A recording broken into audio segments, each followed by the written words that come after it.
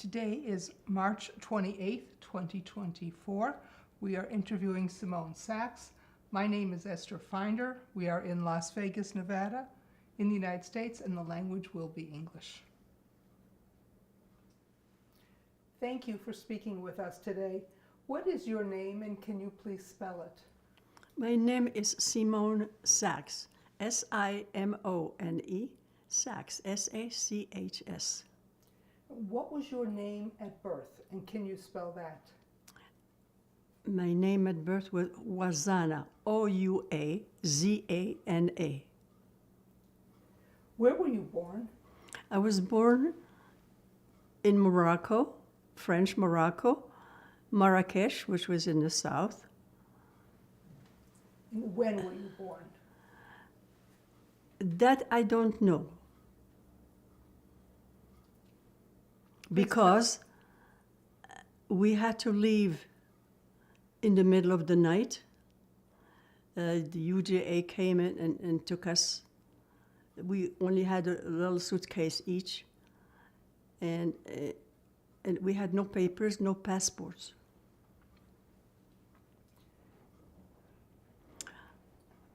From there, we went to Casablanca.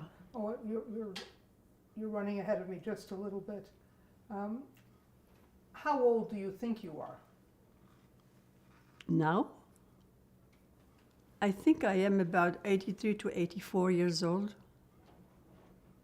because I have no papers, original papers of birth certificates. What was your father's name? My father's name was Shlomo, S-C-H-L-O-M-O, Ouazana, O-U-A-Z-A-N-A. Where was he born? That I don't know. I think they came from Spain during the Inquisition. That's the only thing we think that our family came down from. That would have been many generations before. Yes. Was your father born in Morocco? Yes. What work did he do? He had a grocery store, a small grocery store. He also worked with the government. He used to go to the Sahara Mountains, the Bled, as we call them, to pay employees. The government trusted him with the money to pay all the employees of the government. What was your mother's name? My mother's name was Hnina, H-N-I-N-A.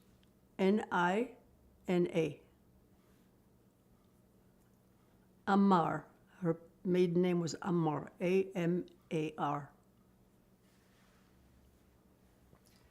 Where was she born? She was born in Morocco also. What work did she do? She was a housewife, period. How many children were in the family? 9 children. She actually had a 10th one that passed away, the first one, because she was very young when she got married. Where did you fall in the family order? I'm the 4th one. Would you like to mention your brothers and sisters by name? Yes. My oldest sister is Alice. Then my older brother is Albert. Then there is Rachel. Then me, Simone. After me is Yvonne, Yaakov,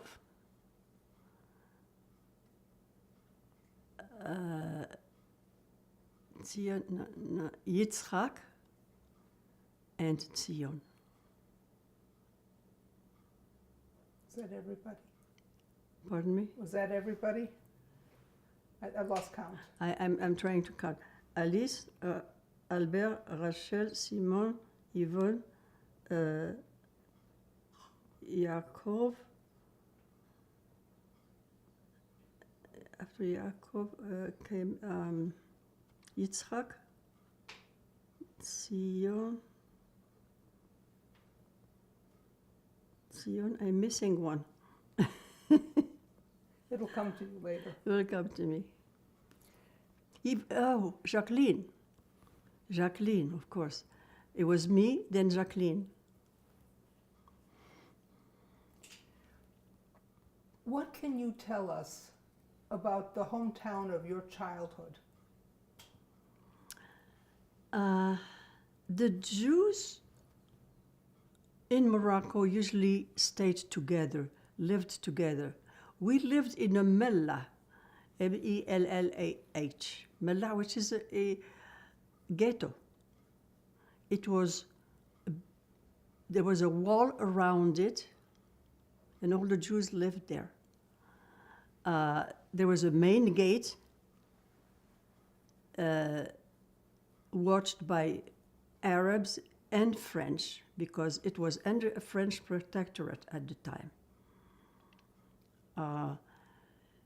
This way, we felt safe,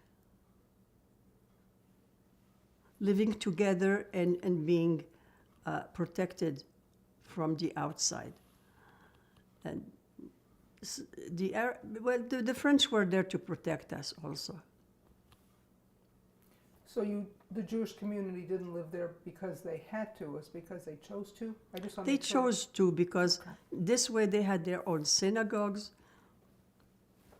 They celebrated together the holidays and everything.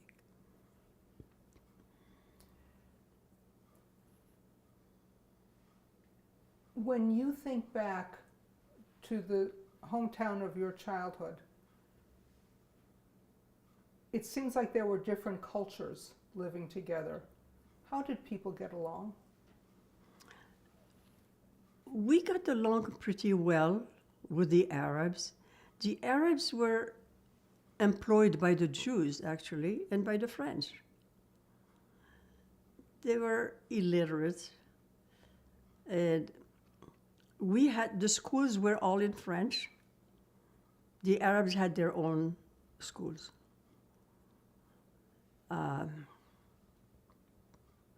It was pretty good. Living was nice. We had a king that really protected us. And his name is King Hassan V. We'll talk more about him in Okay. just a few moments. What languages did you speak in your family? Arabic and French. What religious traditions did your family observe? Oh, my family was very religious. We had all the holidays, beautiful holidays. And we used to go to temple. It was beautiful. Did you have a favorite holiday? Rosh Hashanah and Passover were very festive, especially Passover.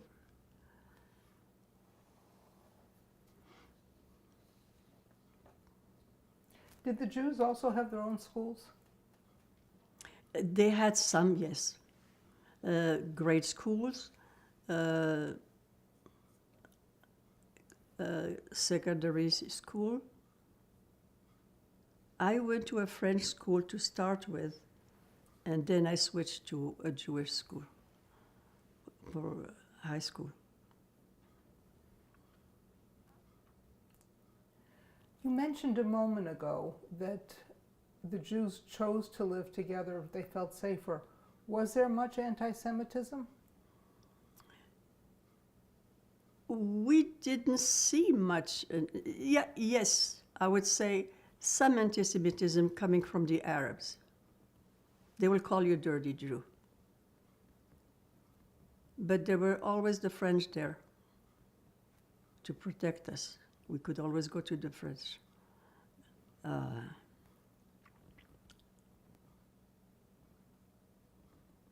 It was, yeah, we heard Dirty Jew all the time.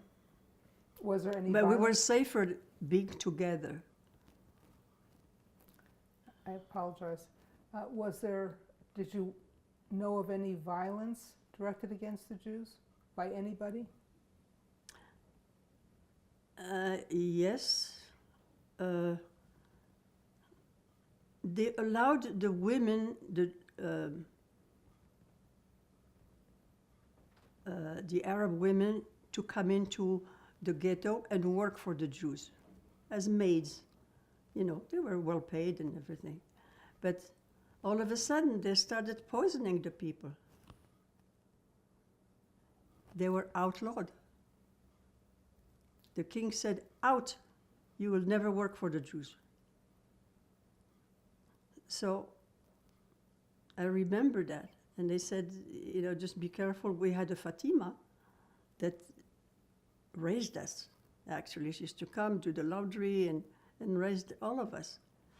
And she was like a grandma to us. We had to sneak her in through a side door of the ghetto to come and visit us, just to see us, and we could hug her and kiss her and tell her how much we missed her. So, yeah, anti-Semitism came from the Arabs, actually. Is there anything you'd like to share now from before the Nazis arrived on the scene? Any other memories that you want to talk about?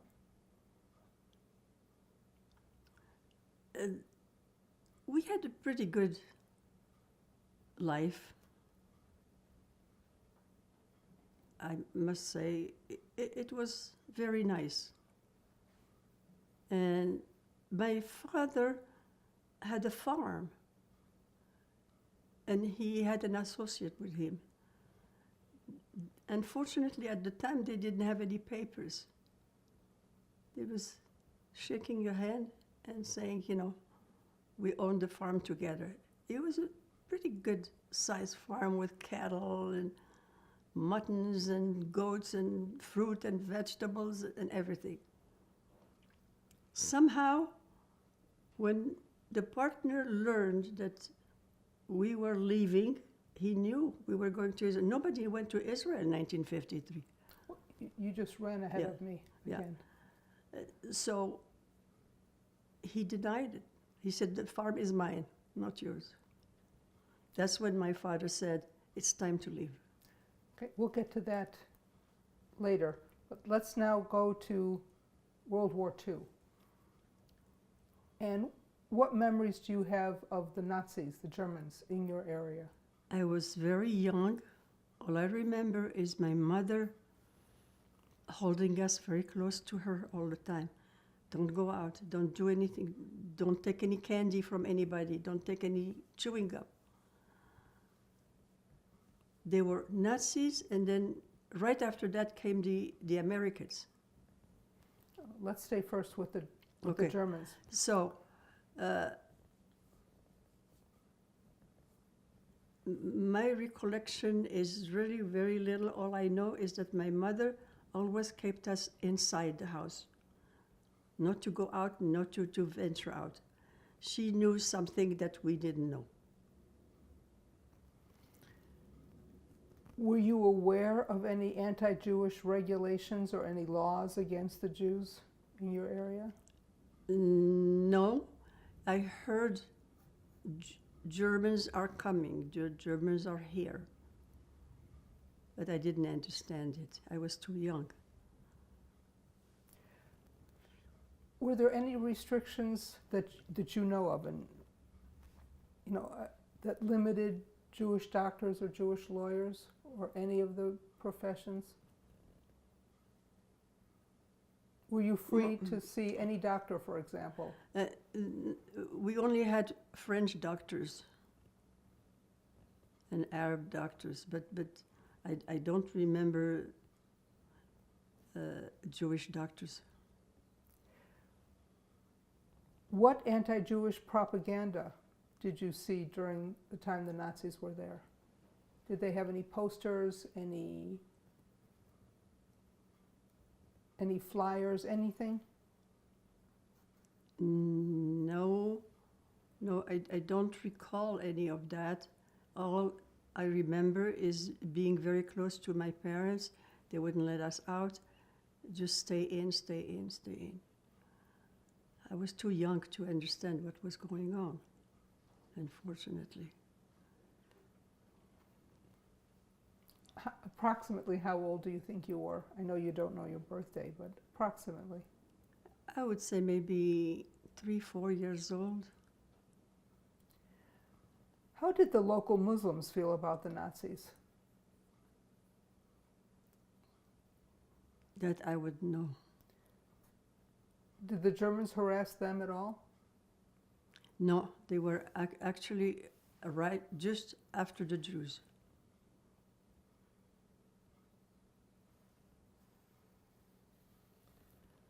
Were any Jews taken for slave labor?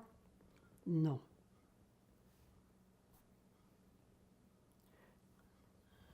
You mentioned that your mother tried to keep you close and protect you.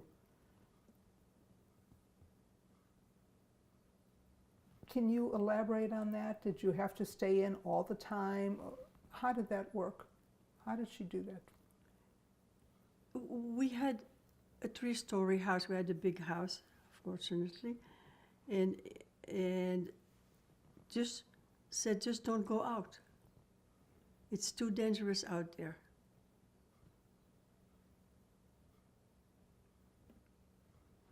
We would go to school and come back, and that's about it.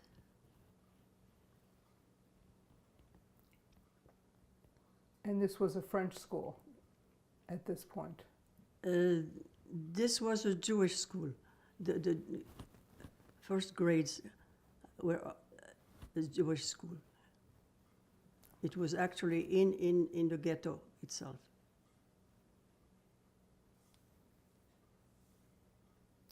To the best of your knowledge, what did the Nazis do to try to get at the Jews?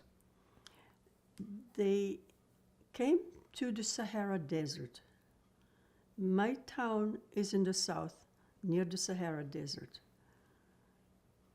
They went to Casablanca, which is the port, and they built a bunker, which is still there today, on Fedala Beach.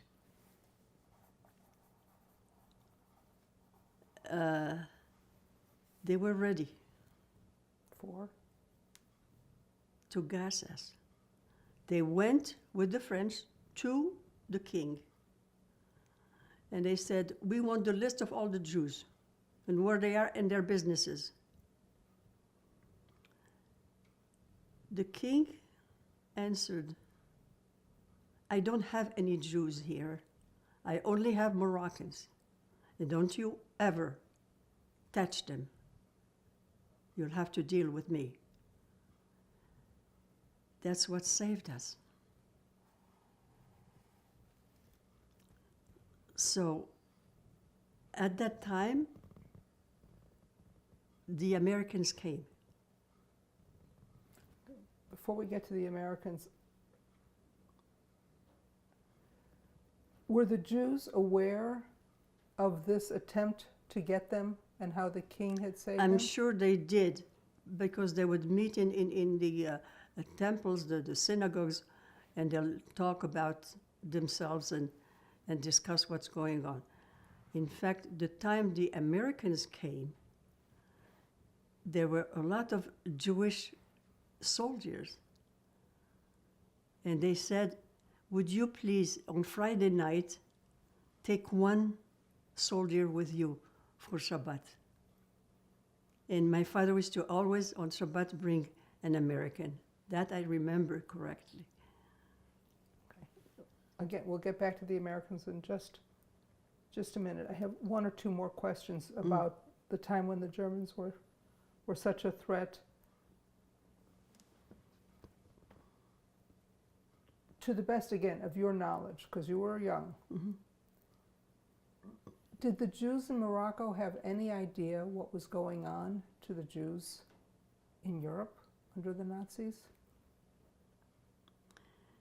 I don't know that. I'm sure that they read about it and they knew about it.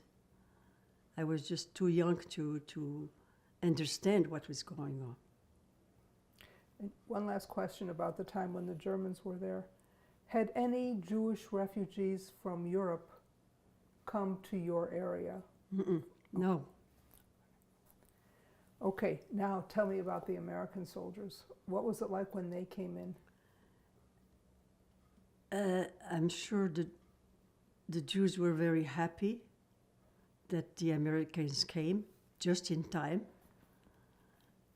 And they said they went to the Sahara Desert, and that's where they fought the Nazis. That's what saved us. Was there any fighting in your area? No. You started to tell us about the connection between the Jewish soldiers in the American Army and the local Jews. Do you remember having any American soldiers at your home for Shabbat? Yes, every Friday night. Every Friday night my father brought someone. But the only one who could speak English at the time was my oldest sister. She was a teacher. And so she was able to translate or whatever. But I remember vividly one American every Friday night. Were they always different ones? Or? Yes.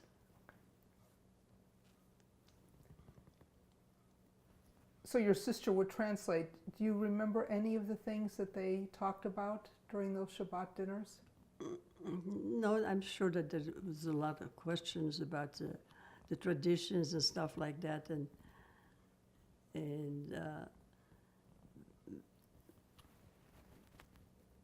but I remember seeing Americans coming every Friday night. What else do you remember about the war years?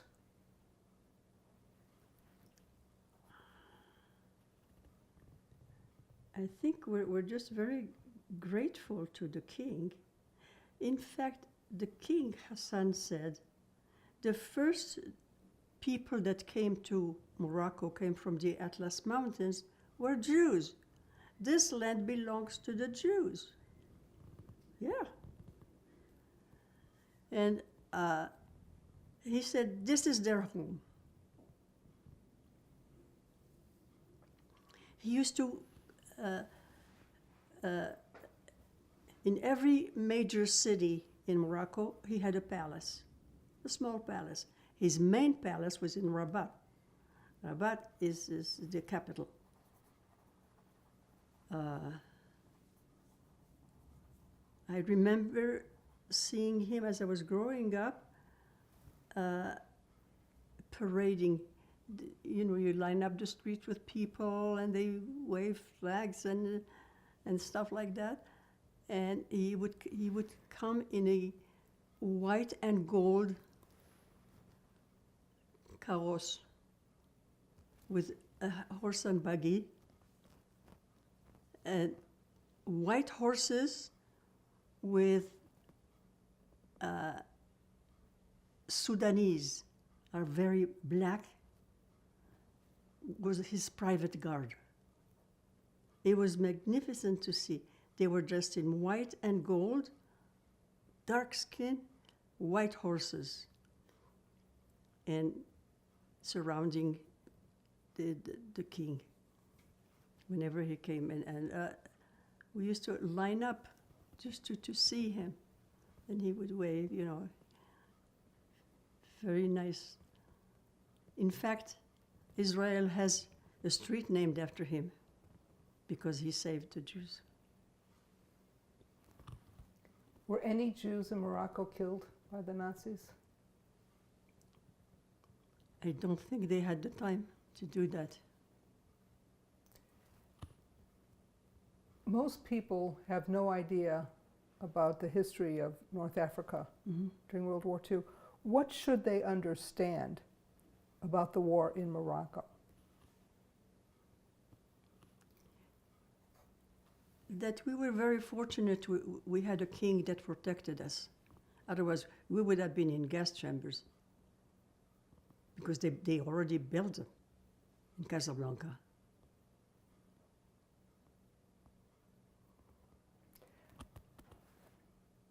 How did life change for your family after the war was over? We were just very grateful that the Americans came and saved us. And we didn't know much. I personally didn't know much about the war, what was going on in the world. I was still young. But afterwards, everything went back to normal.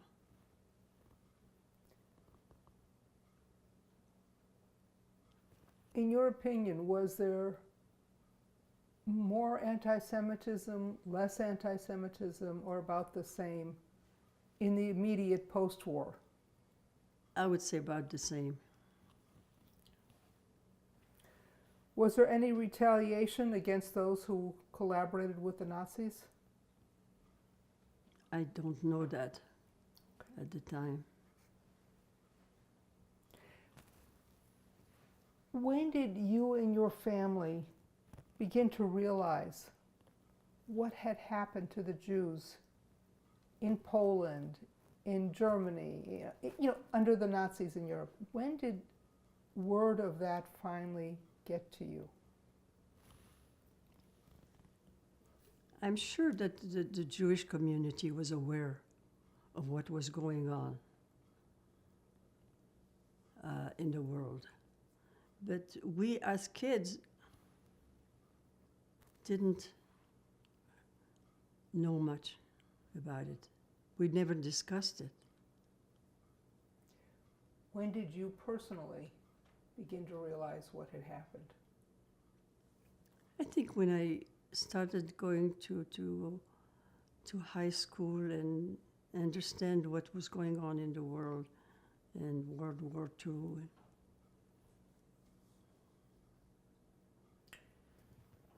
How much did you know about the efforts in the United Nations, in the UN, to create a Jewish homeland? Was that discussed in your family at the time? No. How did your life change after Israel declared itself a state in 1948? Oh, we were elated because we finally had a piece of land that belongs to the Jews. Because in World War II, we were rejected by all nations. And that's why 6 million of our brothers and sisters died in the ovens and the gas chambers. How long did you stay in Morocco? Until 1953. That was right after Israel got its independence in 1948. Why did you leave in 53?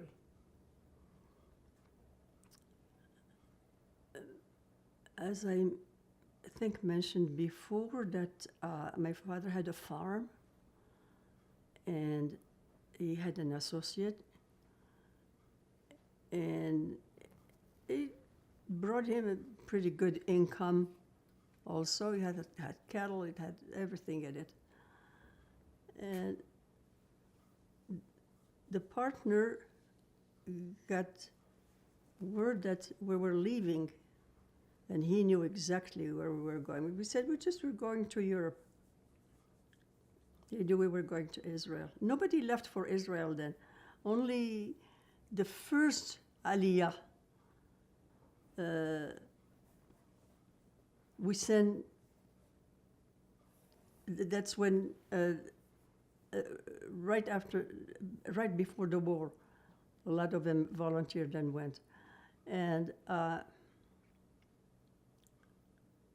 after that, my father said, I think it's time for us to go. There was talk about a lot of families putting all their money together and sending someone to Israel to find out what was needed. So my father said, my uncle is going, we're going. So that's how we left in 1952. What they did is they bought a whole subdivision. So every family that came got a house. At the time, Israel had no money, nothing. It was right after the war, they lost everything. So they used to put people that came in from other countries into tents. Luckily, we went straight to our house. But there was no work. Food was rationed. You had to stay in line for bread, for vegetables, for everything. So my father said, we are in a safe place. That's all that matters to me. We'll survive. We worked. There was no jobs or anything. Our subdivision was around a big piece of land that had oranges. So they used to take the oranges and send them overseas as an export. So all the young people from that area, we got together and said, let's go apply for a job. So we went and applied for a job packing oranges and grapefruit for overseas. That's how we started. Did your whole family go to Israel? No. My oldest sister was married and had kids. She stayed. My brother went to Paris. He had an aunt, his wife's aunt was there. He stayed in Paris, and we sent two younger brother and sister, Jacqueline and Yitzhak. We sent them with a youth group to Israel, to a Mossad. And the rest, I was the oldest, and two younger ones, we went to Israel. Before we leave Morocco, Mm-hmm. is there anything that we didn't discuss that you want to add? My city was a very exotic city, Marrakesh. That's where Churchill used to come and paint the Atlas Mountains. He used to stay at the Moumonia, which is a very beautiful hotel, magnificent hotel. And it was surrounded by the Atlas Mountains. It was called the Red City. It was red because the mountains were red. It was clay.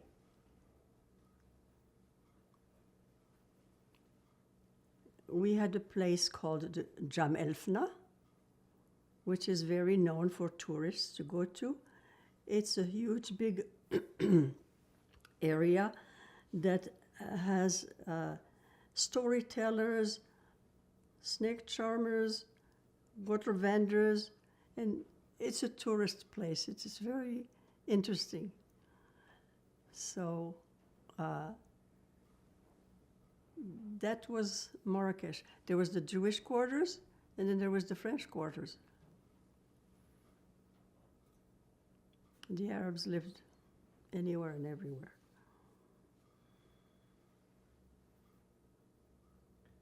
When you left, Mm-hmm.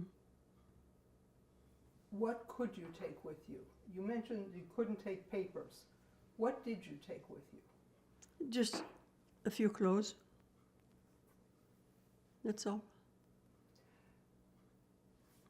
because the Arabs at the time wanted their independence from the French. So they started fighting. We left just in time. 53, there was nothing. 55, 56, that's when trouble started. They started burning people alive. The French, they hated the French, they wanted them out. They used to pour gasoline on them and burn them up. We didn't have that because we left right before trouble started in Morocco. Take me step by step on this journey from Morocco. Where did you go? Did you go straight to Israel, or did you have to go somewhere else first? No, we went from Marrakesh. We went to Casablanca, the port. There we had to wait for a ship to take us to Marseille, France. Marseille, France, that was a camp of the Nazis. That's where we lived. We lived in bunkers, on cots and little army blanket. So they asked, who can read and write? I said, I can. They said, okay, we need you to work with us with the doctor and the nurse. I said, in one condition, that you don't keep me here with my family. It was winter, it was miserably cold, and there was no heat. There was a little heater, there was one hole in the ceiling, that's it, that made that heater work. That was a bunker, and it was like this, I remember it, round like that. So we stayed in Marseille for a few months, waiting for a ship to come to take us to Israel. But I worked with the doctor and the nurse, and the food was horrible. People were getting sick and diarrhea. It was not easy. But because I worked with the doctor and the nurse, they took a liking to me. They used to give me a lot of food, you know, that they used to give for the children and stuff like that. So I was able to help my family, just give them something to eat.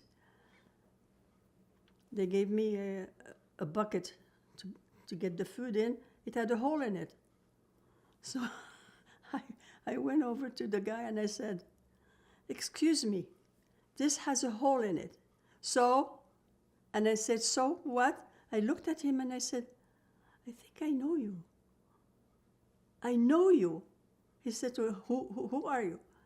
I said, isn't your cousin married to my sister, Alice? Nahmias? He said, you're a sister of Alice? I said, yes. Well, he said, get me that stupid thing. He gave me new dishes, he gave me new buckets. It's who you knew. It's what saved you. So that was funny. And then came the ship, and we left for Israel. And we went straight to our house. But the house was just a little two-bedroom, but it was better than a tent. Where in Israel was it? Herzliya,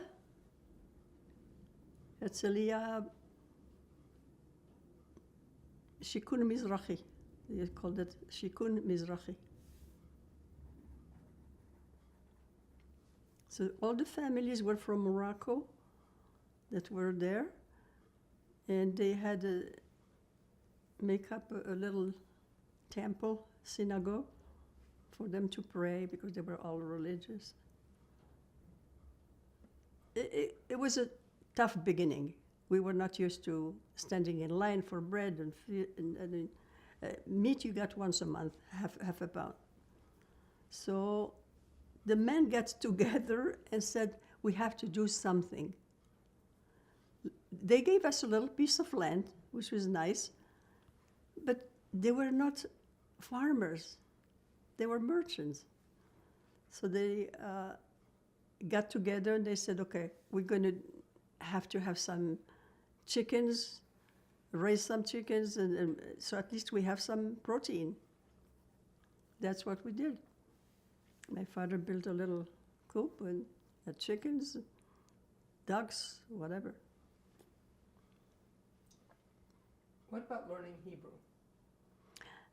I didn't learn Hebrew in Morocco. I knew a few words, but that's about it. I had a tough time, so we decided, the youth group that went and worked with in the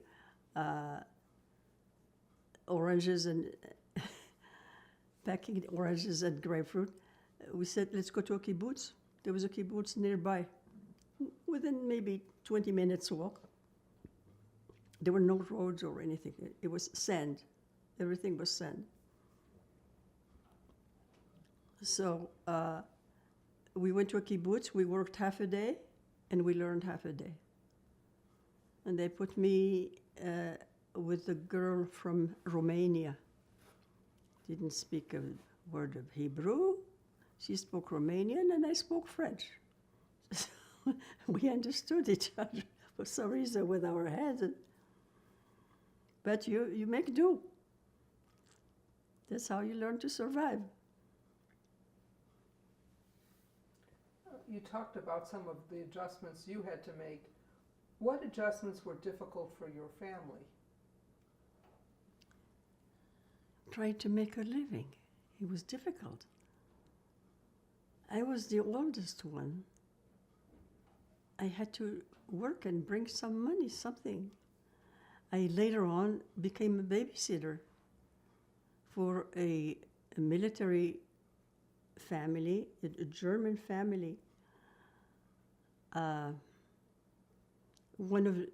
They had two kids. One kid had polio. So I had to help him with his brace and stuff like that. So at least I was trying to get something.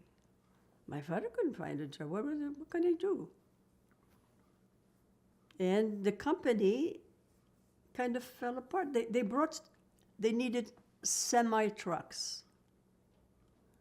Semi-trucks were needed because they lost all their trucks in the war. So they bought 6. They bought 6 of them. Some people worked on the trucks, but the company fell apart, unfortunately. You mentioned your time on the kibbutz. Yeah. And your Romanian friend. Uh-huh. How were you received by the Israelis? They were pretty good. They were pretty good to us because we worked in the kitchen, we worked in the laundry, we worked. The guys worked in the fields. So we had to do what we had to do. Israelis would put a basket of tomatoes and cucumbers on the table. We were not used to that. So we used to say, whoever works in the kitchen, bring some oil, salt and pepper, and lemon, and I'll make a salad. So we sit there, we cut up the tomatoes, the cucumbers, and they're all looking at us.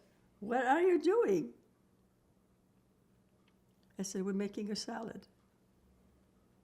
That's how we were used to eating. We couldn't just take a tomato and eat it. It was very interesting to learn the customs, and then the kibbutz life was very interesting, very, very interesting. Explain. I worked with the children. That lady was, I think she was Romanian also. She sang opera. All day long she sang opera. And I said, what a beautiful voice. You have a beautiful voice. That I remembered. It was pleasant times for me to work with the children. and have that lady sing opera. Interesting. You see, from each thing you learn something. You know, I learned a lot from the kibbutz life.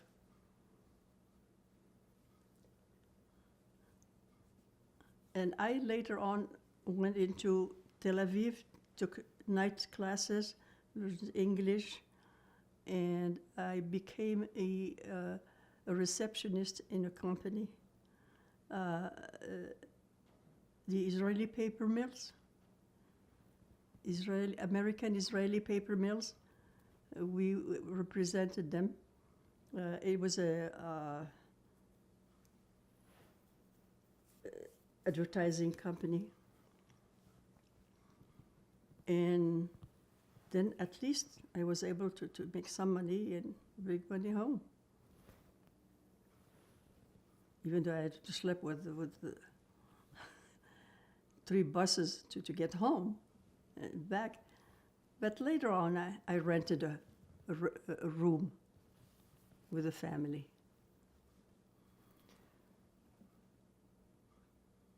What did the Israelis ask you about your experience during the war? They didn't like us as Moroccans. We were looked down upon. You never went through a war. You never suffered. You never, because most of them came from the war. You know, that's how they started the kibbutzim. And they used to call us Morocco Sakin. What does that mean? A Moroccan with a knife. Because a Moroccan will go ask for a job. Where are you from? Morocco. We don't have a job for you. Comes Ashkenazi. I mean, discrimination was terrible. At the beginning, it was very bad. Moroccan could not get a job. So they used to come and say, you give me a job or I'll kill you. I have a family to feed.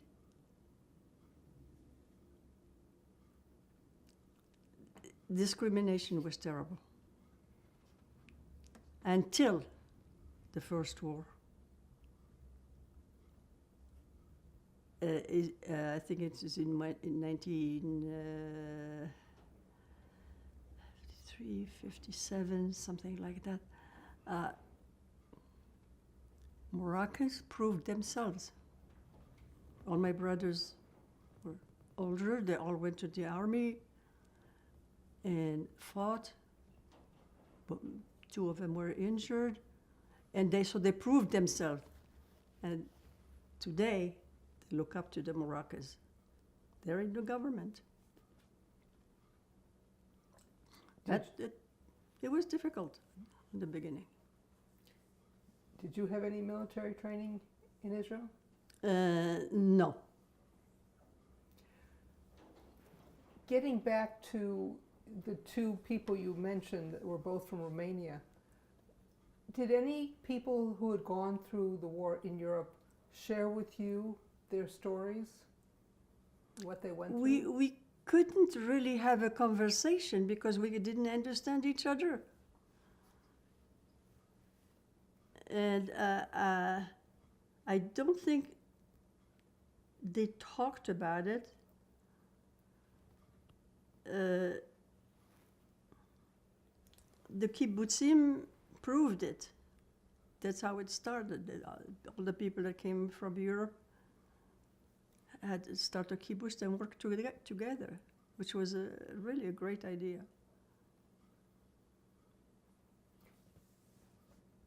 Is there anything else you want to explain to us? Because people don't know what Israel was like in the early years. Were you able to travel around and see the country? Anything that you can share with us? In the beginning, it was very difficult. As I said, there were not many roads. We lived in an area that had just sand. But when I left Israel and came to the United States, I went back and I see this magnificent land. I mean, flourished, beautiful. The roads are in, everything is in, and buses and all. So the change was incredible. How long did you stay in Israel? 7 years. When did you leave and why? I met this gentleman who was a reporter. He worked for the Denver Post, and he took some time off to come to Israel. He wanted to please his mother, who was very religious, and she lost all her family to the Nazis. So he took a trip to Israel. He came for 2 weeks. He stayed 9 months. So we got married. And I'll never forget my father looking at me. He had green eyes and he was beautiful. He said, "Why are you going to America? This is America. Israel is America." I said, "Papa, I'm sorry, but he has to go back to work." And now I'm married to him. And I'll never forget his eyes tearing up. Very touching.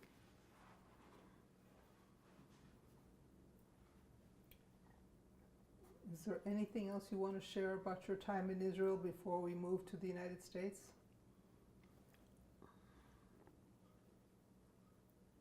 I love Israel very much. My heart is out there. I'm a stranger here. That's how I feel.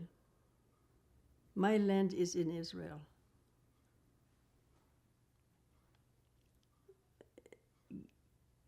God blessed that piece of land. And at least we had a safe place to be. In World War II, we're rejected. Nobody will take us. Now we have a place to be proud of, and a safe place to be.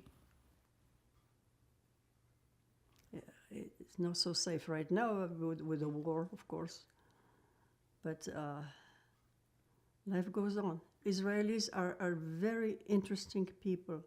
They're strong, they're united.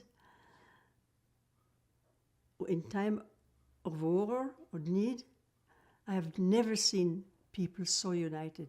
One worrying about the neighbor, does she have enough food, does she have this?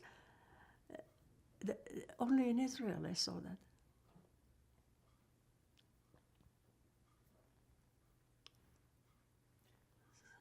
Let's move on now to America. What were your expectations of the United States, and then what were your first impressions of the United States? I had no idea what America was all about. I married this man. I call it a stranger. and I came here blindly. I left my work, I left my friends, I left my family, and I am now living with my mother-in-law, who, poor thing, lost all her family to Hitler and wouldn't let you forget it for a second. She looked at me and she would speak Yiddish to me. And she would say, "Versteht?" And I say, "No." So I said to my husband, "Can you please explain to her? I don't speak Yiddish. I know a word here and there." So how can she be from Israel and not speak Yiddish? He said, "Mom, she's from North Africa. She speaks Arabic, French, and Hebrew." So somehow she couldn't understand. It was very difficult, the beginning, and I said, "What did I do? What did I do? Why did I leave my home with my friends?" I almost went into a depression because I had nothing to do. I'm sitting between four walls with this lady who speaks Yiddish to me. So So I said, okay, my husband was supposed to go back to Denver Post. His stepfather said, why don't you apply here at the St. Louis Post-Dispatch? He did apply and he got a job.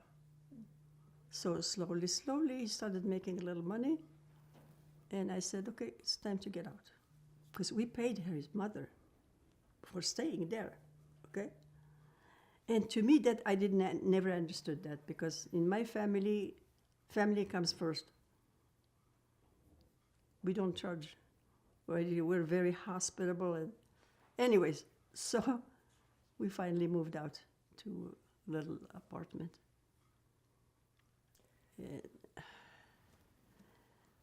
And then that's it. He got the job. He finally got a little car, and I had my first child.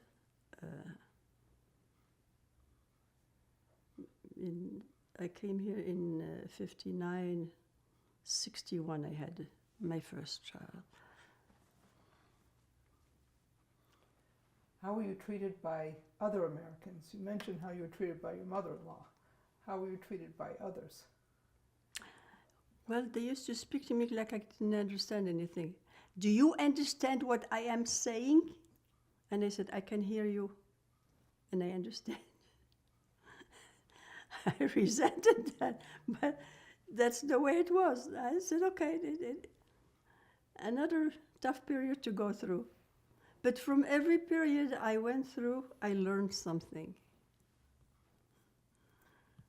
And that's how you become a survivor. Absolutely. Did the Americans ask you about Morocco or about Israel? They don't even know where Morocco is. Most of them couldn't care less. No,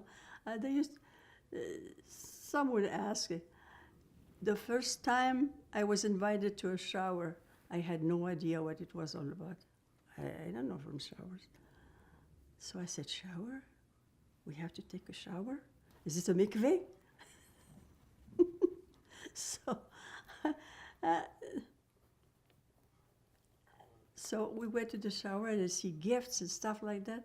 And I said, what is this? This is the shower, like a baby shower for a bride. You make a shower. Then I understood it. I had a lot to learn. You mentioned that you married and had a family. What did you tell them of your early childhood? To my kids? Just that I was from Morocco, and my family was a religious family. I didn't turn out to be really religious. I keep the traditions. I love the traditions. But that's about it. I had my son bar mitzvah and everything. Is there anything else you want to share about your family? Here? Yeah, my kids are in California. My son was a boat owner. He did sports fishing.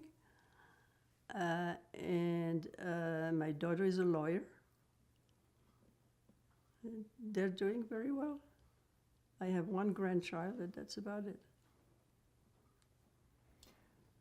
How do you think the wartime years impacted your life?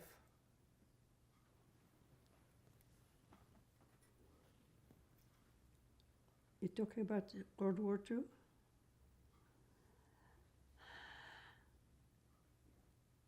It's very hard for me to comprehend what happened. How did one person hated the Jews so much that he had to exterminate them? That's a hard thing to accept, and nobody came to our help. That's the problem.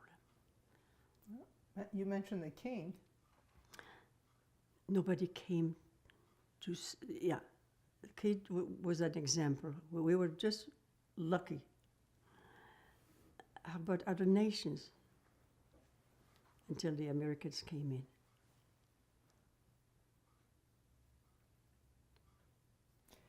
Unfortunately, history repeats itself. Which brings Look me, what you're going through today. exactly, that was my next question. You Yeah. lived in an Arab country and you lived in Israel. Mhm. How has the war with Hamas impacted you? Oh, it's devastating, devastating. How can the majority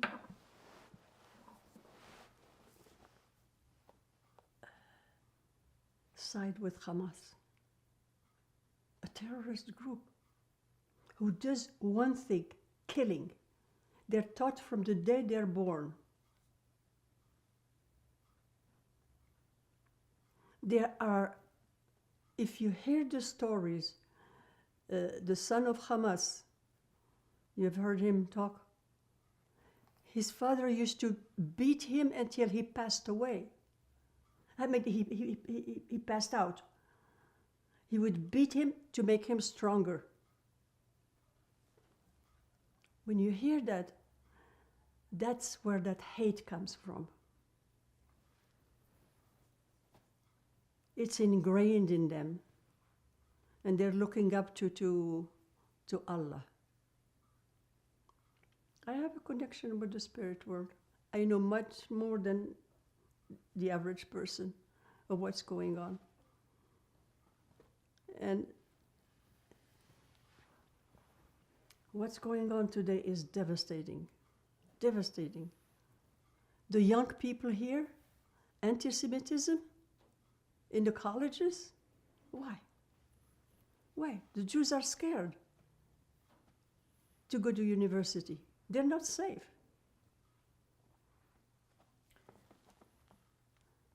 But does anybody do anything about it? The Jewish groups are trying their hardest. But that's not enough. It has to come from the government, it has to come from the higher people that do something about it. Unfortunately, nothing is done. Can you explain what you meant when you said you have this spiritual connection more than other people? I can't talk too much about it. I'm not supposed to. But I can connect with the spirit world through a medium. I can talk to my father, I can talk to my mother, I can talk to my brother.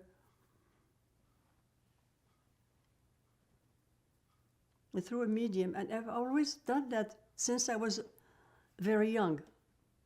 I went to psychics, I went to mediums. I always found a medium. I used to go to someone who came from England. He was a reverend. He was a beautiful man. Every year he will come. And I'll go and talk to my family. It gives me a relief to at least know they're okay. It's a beautiful world out there, better than the one we're in.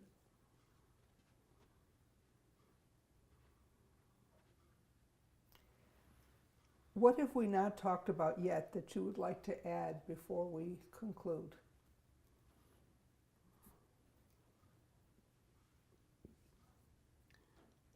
Well, we talked about anti-Semitism. That's the main thing, really, that really bothers me right now. Like someone to do something about it. We don't feel safe. So here we go again. Jews don't feel safe in this country.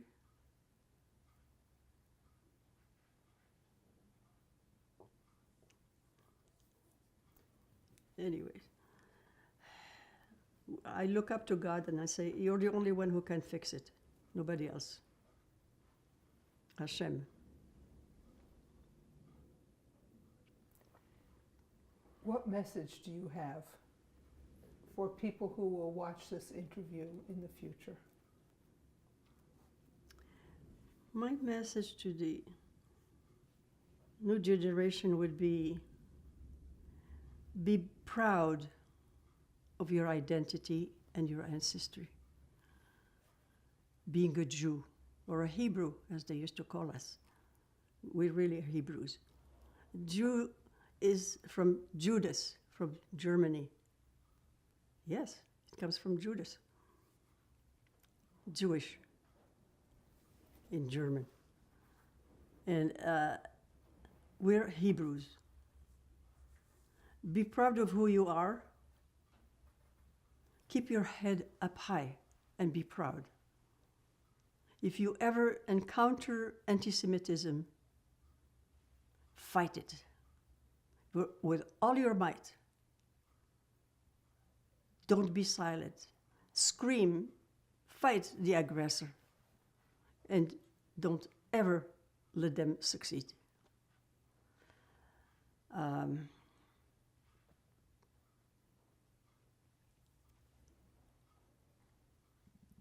Going back to because in World War II, you have to remind them that because of anti-Semitism, our brothers and sisters were perished. 6 million of them in ovens and gas chambers, unfortunately. So teach your kids and your family all about the Holocaust, that they should never forget what happened and never let it happen again.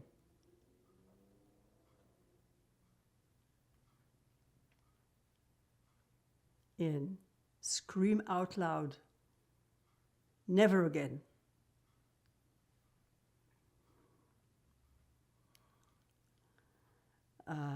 I hope your generation will be strong and proud of who you are as Hebrews. And please teach your kids all about the Holocaust so they'll never forget it. I also would like to add that believe in Hashem. Hashem, our God, our Creator, who gave us that little piece of land, who blessed it. It's our land. It's a place, it's a safe place to be. Because nobody wanted us in World War II. Here, at least, we have a place to go to and to be proud of. Believe in Hashem, because He will always be there to protect you, always. Because you are His chosen children, and don't ever forget it. Show Him respect and believe in Him. He will always be with you. And I will say, Am Yisrael Chai. Thank you for speaking with us today. Thank you for coming. Can you please tell us about this photo? Who is this? This is my grandmother's on my mother's side. Her name is Mama Freha, Freha. Ammar, Amar. Freha Ammar. Do you know when or where that picture was taken? I have no clue. She died in 1967. That's all we know. We don't know when she was born either. Do you think the picture might have been taken in Morocco? Yeah, this was in Morocco. Okay. Okay, thank you. Who are these people? This is my mother and father. Their names? My father's name is Papa Shlomo Ouazana, Ouazana, and Mama Nina, Hnina, Ouazana. Do you know when or where this picture was taken? This was probably taken in Morocco. Any idea when? I have no clue. Okay. Thank you. Can you tell us who these people are? This is my oldest sister, Alice Nahmias, and her husband and her children. What's her last name? Nahmias, Nahmias, Nahmias. And the names of the husband and children? The children are Alain, Brigitte, Brigitte and Daniela. Daniela. I think we're missing one child. How many are there? 4. There's a baby. Oh, the baby will be. Okay, it'll come to you. don't What remember. about the husband? Her husband's name? David Nahmias. Okay. And while we're waiting for the 4th name to come, do you know when or where this was taken? This was probably taken in Casablanca, Morocco. Approximately when? I think in the back of it says. Was it We're not going to flip it now. I think it was taken in the 1950s? 57? I think. Okay. And did you think of the name? Uh, As soon as we stop filming, I'm sure it'll come to you. No, I said Okay. Alain, Brigitte, Daniela, and she's in Canada, Daniela. Her name escapes me. I'm That's sorry. okay. Thank you. And who is this gentleman? This is my younger brother, Yitzhak Last name? Barel. He changed his name from Ouazana to Barel, Barel. And do you know when or where it was taken? It was taken in Israel. He was born in 1943 and he passed away in 2005. He was 62 years old. Do you know when this picture was taken? No. Okay. Thank you. Sometimes in. And who are all of these people?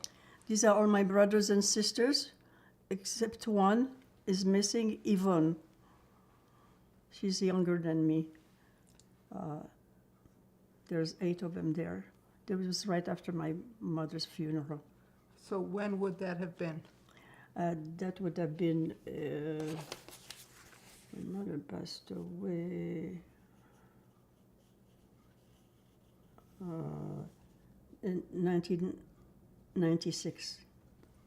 And where was it taken? This was in Israel. Okay. Would you like to give us the names of your brothers and sisters, or should?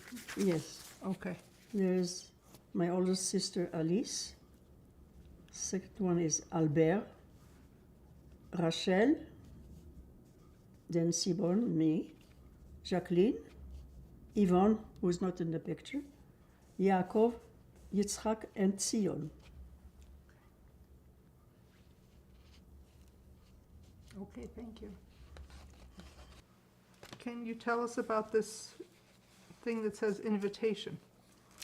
This is a very interesting picture with my brother and then together with Yitzhak Rabin.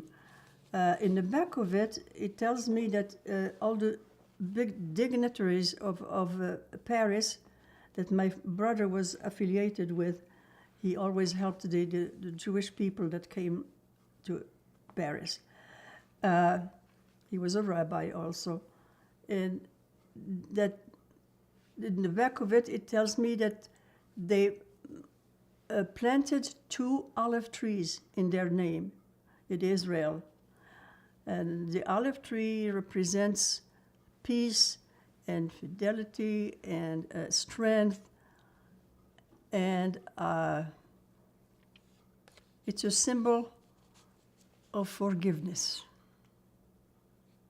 It was interesting to me to read that. Thank you. And tell us about this photo, please. This is my late husband, Hank Sachs, and me. He was born in 1931, and he passed away in 2008. And who else is in the photo with him? That's my husband. And Who else? There's nobody else. Me. That's my late husband and I. Me, Simone Sachs. And do you know when or where this was taken? This was taken in Paris.